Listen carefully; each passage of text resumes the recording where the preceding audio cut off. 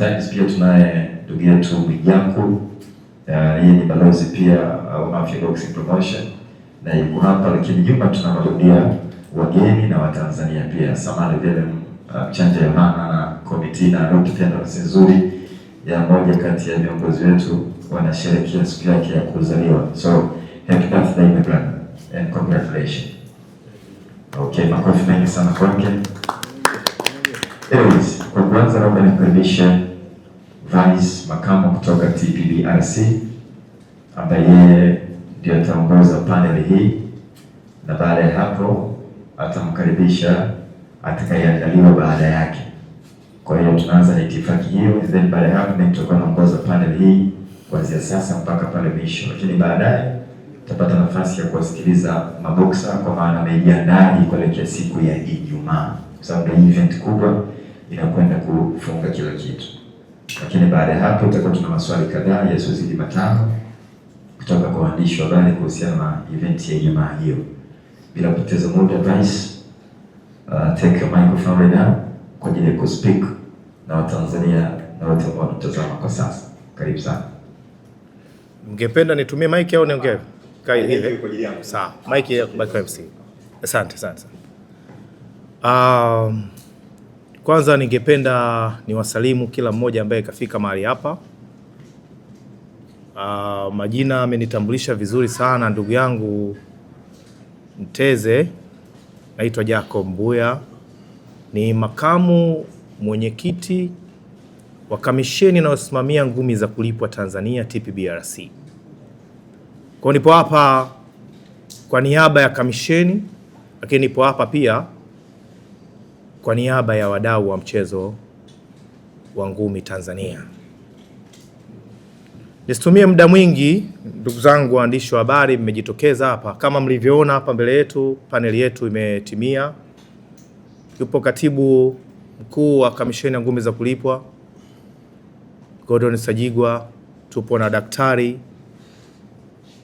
Hadija, lakini pia tupo na promoter wa kutokea Mafia Boxing Promotion kakaangu Anatoli, lakini pia tupo na Mwijaku ambaye ni influencer, lakini pia ni mtu ambaye anatoa mchango mkubwa sana mitandaoni huko katika kuelimisha na mambo mbalimbali. Lakini tupo na Alvin Kamikiu, ni mpinzani wa Ibra Mafia katika ule mchezo ambao tulitarajia kuuona siku ya tarehe 24 Ijumaa juma lililopita. Kwa hiyo mimi nipo hapa kutoa taarifa rasmi kwa kile kilichotokea siku ya tarehe 24. Lakini kabla sijaenda kwenye kile kilichotokea, ningependa kuomba radhi, lakini pia wadau wa mchezo wa ngumi ambao walijitokeza kwa wingi sana kuja kutazama historia ikiandikwa kwa mara ya kwanza. Lakini pia tuna wadau wetu sisi, wape pole pia Mafia Boxing Promotion ambao ndio waandaaji wa mchezo ule kwa yale yaliyojiri.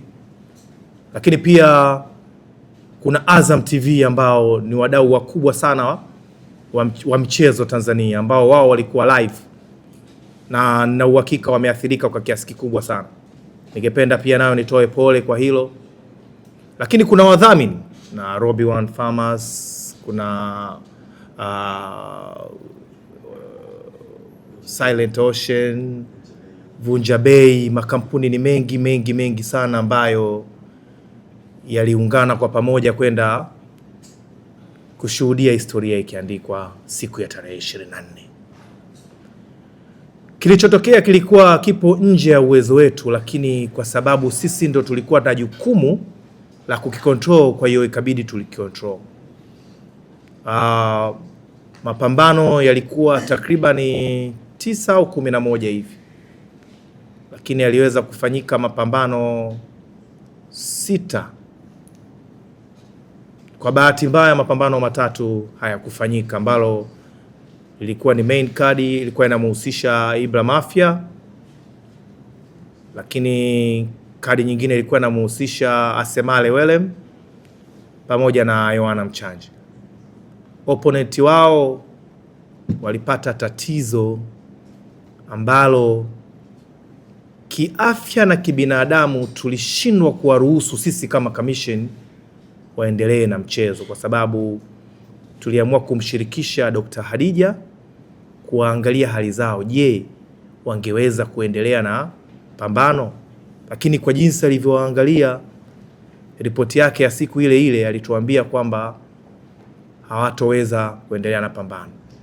Japo wengine walionyesha kidogo walikuwa wana nguvu, kwa sababu kama mnavyofahamu masuala ya chakula huwa ina react tofauti kwa kila mtu, inatofautiana na blood group. Kwa hiyo kuna blood group inachelewa kureact, lakini kuna blood group zingine ina react haraka sana. Lakini pia ikireact inatofautiana pia na madhara.